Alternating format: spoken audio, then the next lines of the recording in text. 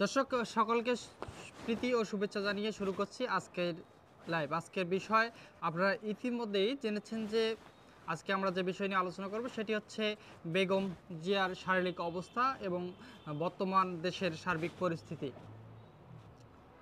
আমরা গত 24 নভেম্বর থেকে জানতে পেরেছি যে রাজধানীর বসুন্ধরার যে এভার কেয়ার হাসপাতাল রয়েছে সেখানে চিকিৎসা নিচ্ছেন বাংলাদেশের তিনবারের সফল প্রধানমন্ত্রী বেগম খালেদা জিয়া। তার সম্পর্কে নানান সময় নানা গুজব এবং নানা কথা আমরা জানতেই পেরেছি যে তিনি কঠিন অসুস্থ।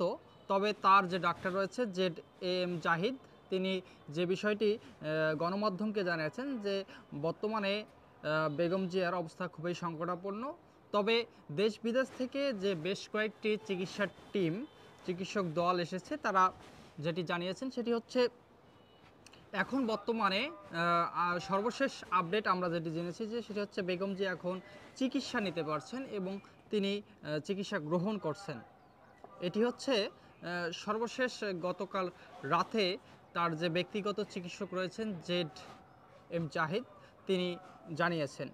এবং আমরা আরও একটি বিষয়ে জানতে পেরেছি যে বর্তমানে সাবেক যে প্রধানমন্ত্রী বেগম খালেদা জিয়াকে বাংলাদেশের সর্বোচ্চ মর্যাদার VVIP মর্যাদা এটি দেওয়া হয়েছে সরকারের পক্ষ থেকে। এ বিষয়ে একটি প্রজ্ঞাপন জারি করার পর থেকে তাকে SSF, বাংলাদেশের স্পেশাল সিকিউরিটি ফোর্স, তাকে এখন সার্বক্ষণিক তার নিরাপত্তা দিচ্ছে এবং জিয়া পরিবারের নিরাপত্তা নিশ্চিত করবে। কিন্তু আরেকটি বিষয়ে আমরা যেটি লক্ষ্য করেছি যে সাধারণ মানুষের মাঝে এবং গণমাধ্যমে, সেটি হচ্ছে বেগম জিয়া এতটা অসুস্থ হওয়ার পরেও এখনও তারেক রহমান কেন দেশে ফেরেনি বা তার দেশে ফেরা নিয়ে নানান ধরনের গুঞ্জন শোনা গেছে। এ বিষয়ে আমরা দলীয় যে নেতাকর্মীরা রয়েছেন তারা জানিয়েছেন যে শীঘ্রই তারেক রহমান দেশে ফিরবে। এবং সরকারের পক্ষ থেকে একটি বিষয়ে বলা হয়েছে যে তারেক রহমানের দেশে ফেরা নিয়ে এখন আর কোনো ধরনের বাধা নেই বা কোনো ধরনের সরকারের পক্ষ থেকে বাধা বিপত্তি নেই এবং সরকার তার সর্বোচ্চ নিরাপত্তা দেবে, এই বিষয়টিও জানিয়েছেন সরকারের বিভিন্ন উপদেষ্টা। তবে কেন তারেক রহমান এখনও দেশে ফিরছে না? একটি ক্লিপ সামাজিক যোগাযোগ মাধ্যমে বেশ ভাইরাল যে তারেক রহমান লন্ডনের একটি বিমানবন্দরে তিনি দেশে আসার প্রস্তুতি নিচ্ছেন। এ বিষয় নিয়ে পররাষ্ট্র উপদেষ্টা বা পররাষ্ট্র মন্ত্রণালয় এখন পর্যন্ত কোনো তথ্য জানেনি বলে তারা জানিয়েছেন। তাহলে পররাষ্ট্র মন্ত্রণালয়কে না জানিয়ে কি তারেক রহমান দেশে আসবেন, বা তার কোনো ভিসা ইস্যু করা হয়েছে কিনা বা ট্রাভেল পাস কোনো ইস্যু করা হয়েছে কিনা, এ বিষয়ে পররাষ্ট্র মন্ত্রণালয় কোনোভাবে সুনির্দিষ্টভাবে কিছু এখন পর্যন্ত জানায়নি। তবে দেশের সব দলের নেতাকর্মীরা এবং দেশের বিভিন্ন বিএমপি সহ বিভিন্ন দলের বা সাধারণ মানুষ বেগম জিয়ার জন্য তারা দোয়া করছেন এবং তার সুস্থতা কামনা করে বিভিন্ন মসজিদ মন্দিরে প্রার্থনা হচ্ছে এবং দেশের মানুষ চাচ্ছেন যে যাতে বেগম জিয়া সুস্থ হয়ে আবারও তাদের মাঝে, আমাদের এই সকলের মাঝে ফিরে আসুক। তবে রাজধানীর এভার কেয়ার হাসপাতালের চিত্র যেটি দেখাচ্ছে সেটি হচ্ছে রাজধানী এভার কেয়ার হাসপাতাল পুরো এলাকাটা আগের চেয়ে প্রায় 3 থেকে 4 স্তরের নিরাপত্তা বাড়িয়ে দিয়েছে সরকার। SSFের নিরাপত্তা, পুলিশ, বিজিবি, সেনাবাহিনী সহ বেশ কয়েকটি ধাপে নিরাপত্তা বেষ্টনী করা হয়েছে। এত নিরাপত্তা কেন?